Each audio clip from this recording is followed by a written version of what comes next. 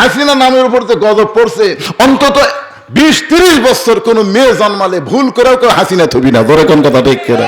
আমার এক গ্রাম সম্পর্কে ভাই, আর একটা ছেলে হয়েছে, খুশির চোটে আমার কাছে 500 টাকা নিয়ে এসে বলতে, ভাই আপনি একজন আলেম মানুষ, আমার ছেলের নামটা রাখেন তো। আমি চিন্তা করলাম, টাকাও 500 চকচকা দেখা যায়, কি নাম থুই। কিছুক্ষণ পরে আমার মাথার মধ্যে আসলো, আমি বললাম, ভাই তোমার এই ছেলের নাম রাখো আবু সাইদ। যেই বলছে আবু সাইদ, ওই হাতের মধ্যে 500 টাকা দিয়ে কয়, আমার মনেই ছিল না ভাই রে।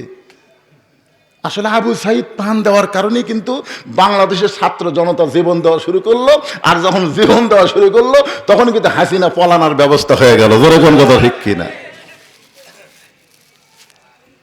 আসলে এখন আমার ভাই ডাকতেছে আবু সাইদের মা, আমার ভাইয়ের বউ ডাকতেছে আবু সাইদের বাপ।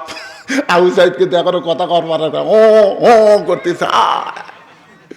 রাস্তা দিয়ে যারাই যায় তারাই মনে করে, কে রে, আবু সাইদ তো মরেনি রে। আর একটা আবু সাইদের নাম পাওয়া যাচ্ছে। সম্পর্কে আমার খালা হয়, একদিন মোবাইল করে বললো, অনেক দূরে বাড়ি, যে বাবা বহু তদবির করার পরে তোমার খালা তো বোনের একটা মেয়ে হচ্ছে, তুমি একটা আলেম মানুষ, মেয়েটার নাম একটা ভালো রাখো তো বাবা। আমি বললাম, খালা অত চিন্তা ভাবনার দরকার নেই, হাসিনা থন। যেই হচ্ছে হাসিনা, খালা মোবাইলের মধ্যে গড়মড় গড়মড় করতেছে। এই কিছুক্ষণ পরে আলেম না পালেম রে, আমি একটা ভালো নাম চাইলাম, আপনি খুনি হাসিনার নাম খুলি। আল্লাহ রে, হাসিনা নামের উপর যে গজব পড়ছে, অন্তত 20-30 বছর কোনো মেয়ে জন্মালে ভুল করেও কেউ হাসিনা থবি না, ধরে কোন কথা ঠিক করে।